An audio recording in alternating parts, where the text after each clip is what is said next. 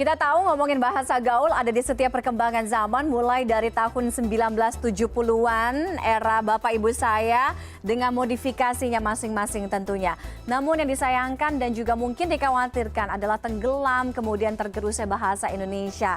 Seperti anjay ini. Apakah ini hanya sebatas fenomena bahasa gaul semata atau memang betul ada konotasi negatif sehingga bisa saja berujung pidana? Kita akan bahas malam hari ini bersama Desi Indira Yasmin, sosiolog UI, kemudian Abdul Kak, Badan Pengembangan dan Pembinaan Bahasa, Kepala Pusat Pembinaan Bahasa dan Sastra. Mbak Desi, Pak Abdul, selamat malam. Selamat malam. Oke, mudah-mudahan saya ngomongin ini nggak langsung berujung pidana ya, enggak ya?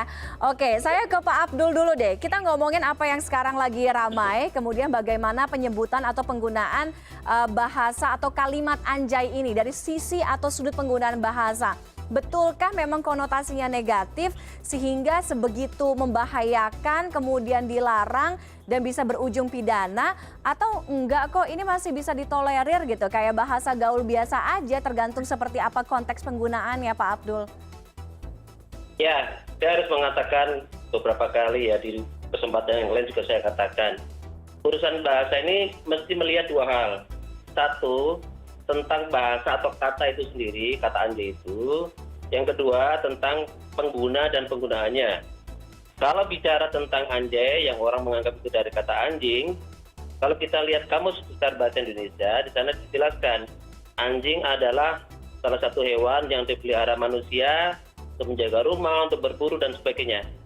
Pada titik itu, kata anjing ya netral-netral saja, tidak ada salahnya sebagai ciptaan Tuhan. Nah, lalu ketika sebuah kata itu seperti anjing menjadi anjay itu dipakai, digunakan untuk menyerang, maka pertanyaannya adalah siapa yang diserang atau ya siapa lawan bicaranya.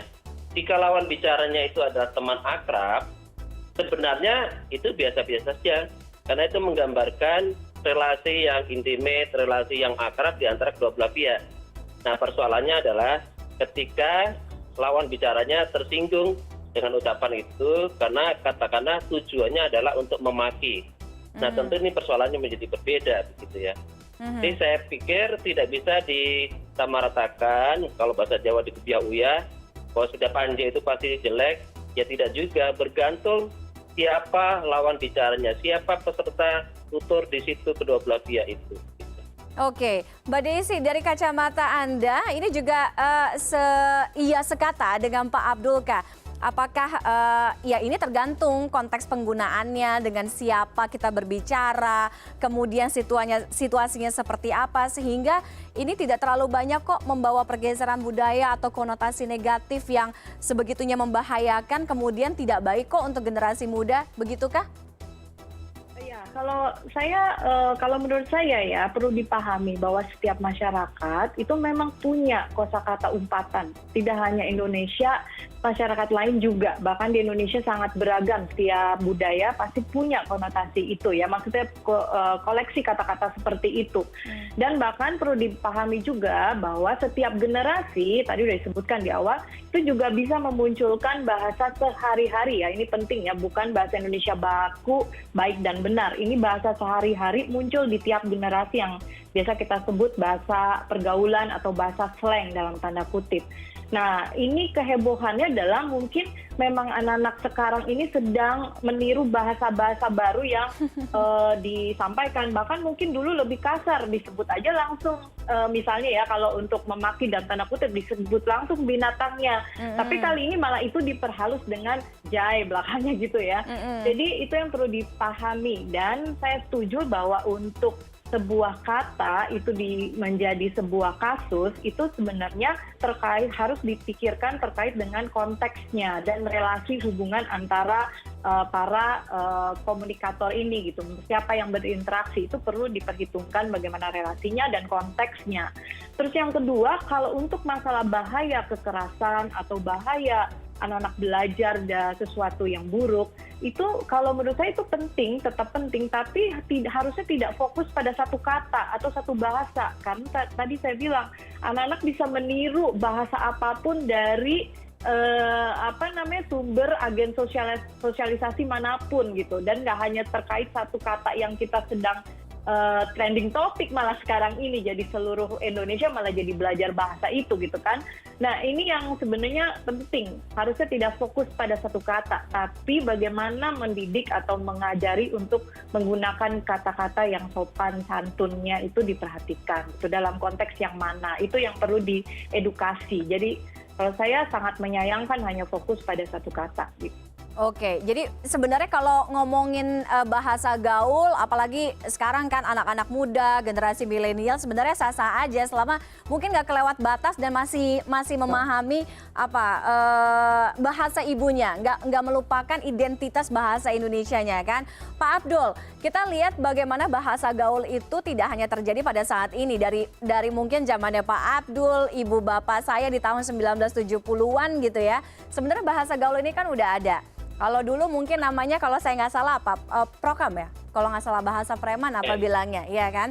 Nah apakah dengan prokem, oke Mbak Desi lebih paham, apakah dengan kemunculan bahasa-bahasa gaul di setiap masa, di setiap zaman ini, kemudian ini bisa dibilang mencederai bahasa Indonesia sebagai identitas nasional? Anda melihat ada pelanggaran di sana? Tidak, jadi sikap Badan Bahasa terhadap bahasa slang itu biasa-biasa saja, karena tadi seperti Bu Desi juga mengatakan, ciri bahasa slang itu satu, sifatnya temporer. Generasi ke generasi bahasa slangnya berbeda, walaupun ada beberapa yang bisa bertahan. Yang kedua, ciri bahasa slang itu digunakan oleh kelompok tertentu. Bahkan bahasa slang itu bisa masuk ke ranah resmi ya, misalnya ya, kalau kita mengenal tentara atau polisi menggunakan bahasa sandi, nah sandi itu sebetulnya slang juga. Oh itu kan masuk slang mereka, juga? Gitu ya. Jadi kalau mau menyebut presiden itu Kresna, menyebut Kapolri itu Bandung 1, misalnya begitu, atau menyebut demonstran itu rakyat, itu bahasa slang kan untuk konsumsi dinas gitu ya. Nah di kelompok-kelompok kecil masyarakat yang lain, misalnya di Jawa Timur, di Malang itu ada bahasa walian gitu ya. Jadi hurufnya dibaca dari belakang ke depan, misalnya seperti itu. Atau tadi menyebut prokem itu artinya kan preman. Caranya bagaimana? Preman, prem dipotong gitu ya, dikasih oke di tengah jadi prokem. Bapak dipotong jadi bab, dikasih oke jadi bokap. Ini salah satu cara saja untuk mereka menyembunyikan informasi, atau bahkan pada tujuan tertentu bahasa slang ini menghaluskan yang sesuatu yang dianggap vulgar. Mohon maaf, misalnya kalau di dunia kesehatan kita konsultasi tentang seks, kita akan menyebut Mr. P, Mrs. P, itu bagian dari bahasa slang juga untuk menghaluskan sesuatu begitulah. Jadi tujuannya bisa bermacam-macam, tapi ciri yang paling umum adalah itu bahasa kelompok tertentu dan itu sifatnya temporer. Satu lagi catatannya adalah tidak mungkin bahasa slang ini akan menyerang bahasa Indonesia. Karena apa? Justru pada kasus-kasus kata tertentu bahasa slang ini menyumbang kekayaan bahasa Indonesia. Oh justru menyumbang? Misalnya kata nongkrong. Kata nongkrong itu dalam konsep budaya Indonesia lama tidak ada itu. Orang rame-rame berkumpul, menghabiskan waktu, ngomong ngalor ngidul nggak jelas. Lalu misalnya topiknya apa yang diomongkan juga ngalor ngidul nggak jelas. Nah, apa namanya? Nah, kebetulan di kalangan anak-anak gaul disebutlah nongkrong. Nah, sekarang nongkrong itu lalu menjadi bagian dari kekayaan bahasa Indonesia juga. Dan lihat sekarang sudah dimasukkan di dalam KBBI. Jadi, kenapa? Ya karena di dalam budaya aslinya dulu konsep nongkrong itu belum ada. Nah, kira-kira seperti itu gambaran tentang hubungan antara bahasa slang dengan bahasa Indonesia standar atau baku. Jadi ada keuntungannya ya Pak Abdul ya. Jadi pergaulan yang semakin luas, kemudian mungkin era teknologi, era digital informasi sekarang yang juga semakin tumbuh besar gitu, menjadi kontribusi dengan hadirnya bahasa-bahasa gaul ini. Bahkan masuk tadi dalam Kamus Besar Bahasa Indonesia tadi Pak Abdul bilang, salah satunya nongkrong tadi ya.